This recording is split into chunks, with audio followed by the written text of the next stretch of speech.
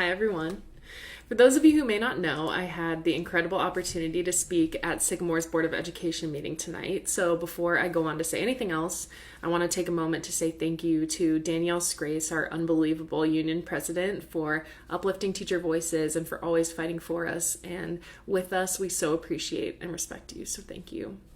I also want to say thank you to our administrators who I know have been working tirelessly to make a plan that is as effective and safe as possible, and especially to our superintendent, Frank Forstoffel, who had the unbelievable humility to say, let's put a pause on this, let's take some time to reflect and reevaluate. We really appreciate it and respect that decision. So unfortunately tonight I was cut off before the ending of my piece because I went like 3.5 minutes over my allotted time. But I've had this incredible outpouring of love and support and a lot of requests for me to record my message and share it with you all on Facebook. So that's what I'm here to do. I'm here to share my words and say thank you to everyone who sent me those messages and made me feel like my words mattered. So thank you.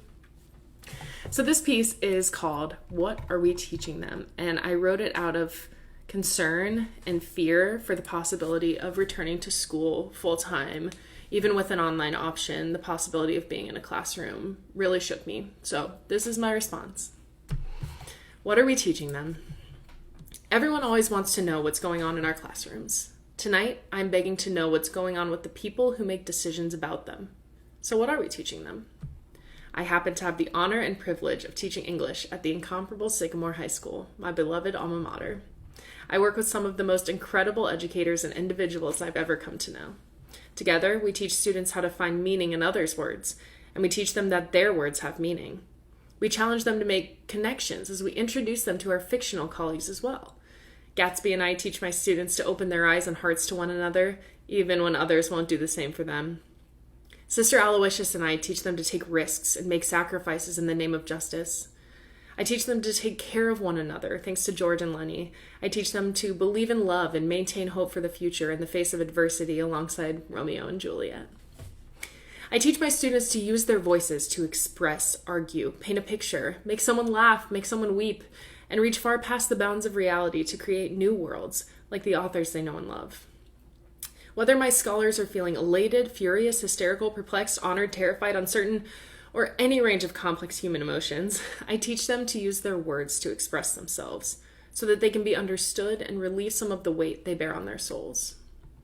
To stay silent about something that makes me feel so many complex emotions would be hypocritical and dishonest to the students I love and the career that I am so deeply passionate about. It would indeed bear heavily on my soul to know that I acted as a bystander while the students I have promised to protect were put in danger in my own classroom. So I want to use my words now to ask the people who make the decisions for us, what are we teaching them? If we make the decision to return to school full-time in the midst of a devastating pandemic, here's what we will be teaching them. Lesson 1, don't listen to science. It doesn't matter that the world's leading scientists are telling us to stay 6 feet apart and avoid large gatherings. Sadly, many of these experts are being dismissed as conspiracy theorists and political pawns anyway. So remember, science is optional, and if you want to pursue it in the future, it could amount to nothing but mockery. Lesson 2, forget math. Numbers are meaningless. 6 feet is actually equivalent to 3 feet if you look at it the right way, and 3 feet mysteriously turns into less than 1 when you're on the school bus. The most shocking mathematical operation we are teaching them to ignore is multiplication. We are teaching our Black students that although they and their loved ones are more than twice as likely to die from this virus as their white peers, they must show up and have the clarity of mind to engage in meaningful learning every day. I wonder how we could possibly ask our Latinx students to do the very same when they and their loved ones are up to 4 times as likely to contract this deadly disease. If we ask these students to go to school full-time, we are asking them to risk their health and the health of their loved ones who could be compromised as a result. If we ask them to choose the alternative of staying home while their peers attend school in person, we are contributing to the vicious systemic cycle of banishing them to the outskirts of society. Our students are diligent readers and researchers. They know the realities that they are facing, and they turn to us for protection and guidance during times of distress. By choosing to return to school full-time, we are making our priorities clear to them. If that is unclear to you, I encourage you to do some basic research on both systemic racism as a whole and the ways in which it has put Black, Indigenous, and people of color in critical danger in regards to COVID-19 specifically. Lesson 3. Learning history is a waste of time. It will repeat itself no matter how you try to resist it. The forces in power will stay in power by any means necessary, and we, your educators, will be complicit in putting all of you in danger despite what science, math, history, or you say. Lesson 4. Most devastatingly to me as an English teacher, we are teaching them that their words hold no power. At least that's what you will be proving if this message and the countless others like it are blatantly ignored for the sake of convenience. Convenience vanished months ago, along with our classrooms, time, energy, our mental and physical health, time spent with loved ones, births, weddings, funerals, and lives. Prioritizing convenience has proven to be deadly. We are community leaders and we must do better. Any passionate educator will tell you that their students' safety is always their primary concern. We know safety to be the second most fundamental tier in Maslow's hierarchy of needs. Abraham Maslow, a pioneer and leader of the humanistic psychology movement, theorized that security was second most important to sustaining human life, only following necessities for survival, such as food, water, and oxygen. If we can't ensure the safety of our students and ourselves, how can any of us be expected to meet academic benchmarks?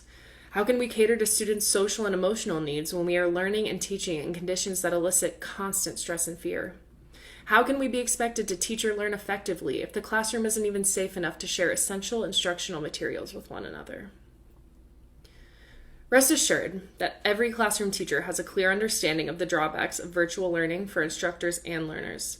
Make no mistake, we love the comfort of our classrooms and we love sharing them with our students. Of course, learning in the classroom is ideal, but the comfort it provides is nothing compared to the risks that it presents.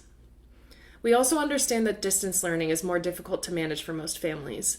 I have nothing but the utmost empathy for those who are under financial distress and can't afford to stay home with their children or pay a babysitter.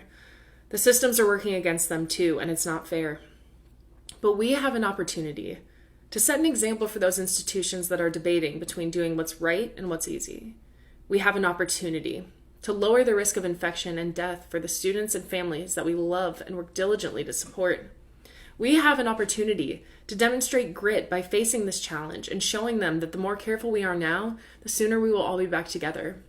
We have an opportunity to not only practice the principles of equity, but to rise above and become leaders in the fight for justice.